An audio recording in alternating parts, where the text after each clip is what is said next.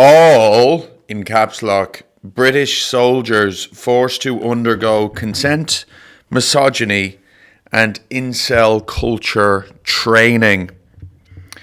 All of them forced. Against their will, they've been forced to undergo consent, misogyny, and incel culture training. Can you sort of see the tone from GB News here? That they may not be entirely on board with this thing. Now, the reason why that might be is because people conflate these kind of words with kind of namby-pamby PC wank.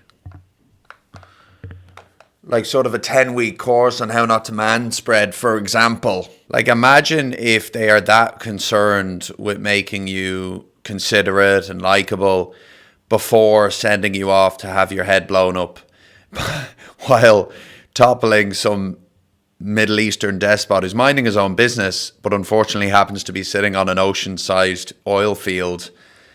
That is levels of psychopathy never before seen. But then you read the article, okay? And the article says that Britain's armed forces are rolling out mandatory training on consent, misogyny, and incel culture for all military personnel after new research found that 2/3 of women in uniform face sexualized behavior in 1 year. The new initiative will teach troops about harmful online influences. Listen, if young lads are expected to be able to have the agency to decide whether they want to kill people for a living, maybe they should also be given the agency to decide what they want to watch on YouTube. You know what I mean? The move comes as the government published its first comprehensive survey examining sexual harassment across all 3 branches of the military. 1/3 of female service members reported being touched in ways that made them uncomfortable over the past 12 months, compared to just 5% of men. In September, it emerged that the army had tried to suppress a report that revealed female soldiers were locking themselves in their rooms at night to avoid potential sexual assault from drunken male colleagues. Yeah, that's wild. That's really bad. Like, I totally believe that nobody should have to go to work and be sexually assaulted at work. Being sexually assaulted at work is worse than being sexually assaulted in any other place, because you have to show up again tomorrow. And I got sexually assaulted when I was Santa. You know, in Santa, you're thinking, oh, that's nice. Like little kids come in and sit on your lap. Yeah, they do. But a lot of the time, the kids are actually afraid of Santa. You'd be surprised at how often they're afraid of Santa. You want to know who's not afraid of Santa? Groups of rabid women on hen do's. Is this just another one of those times where idealism and realism just irreconcilably clash? You know what I mean? Isn't the entire point of war toxic masculinity? I mean, am I crazy here? What does my body, my choice have to do with having your head blown off? You know what I mean? And you know who isn't doing this training? The Russians. You want to know something about men who go to therapy? They don't want to go to war.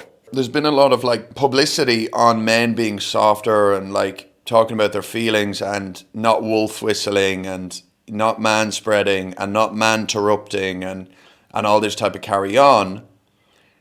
And yet what's so interesting is that if needed, the propaganda will switch like that.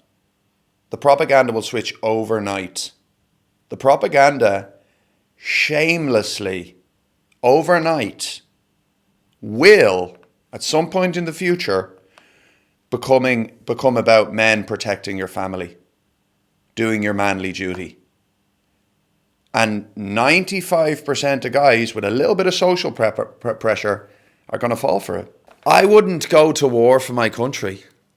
I wouldn't have a fist fight for my country. I wouldn't have an arm wrestle for my country. I wouldn't go to do a tum war for my country. I'm going to jail, okay? In fact, I'm identifying as a woman. I'm going to women's jail. Even better. You know what I mean? I'm fine to be a draft dodger. No problem. I just don't know if we can compartmentalise savagery. Democracy is rife with hypocrisy and contradiction, and it always will be. But it's just sometimes it's just taking the piss. In Ukraine, a lot of the men do not want to do it, and they're being rounded up and sent to the front lines against their will. It's fucking crazy. Being sexually harassed at work is inexcusable. I don't even like when I see the policemen.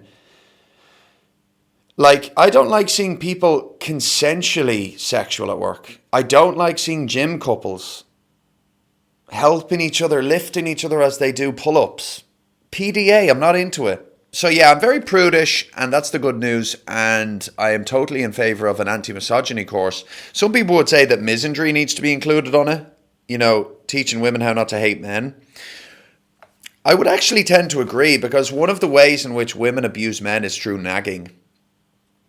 Nagging is their not-so-silent weapon. And nagging needs to be considered hate speech, I think, in the armed forces, because if you think about it, we need confident soldiers for when we're taking Moscow. But it isn't really considered a form of abuse in society, you know? And if you don't believe me, call the police tonight and tell them your wife's nagging you. They aren't going to send the dogs. You're not going to hear the helicopter going overhead. They're going to hang up the phone, buddy. So, yeah, maybe that's the middle ground in all of this. I don't know.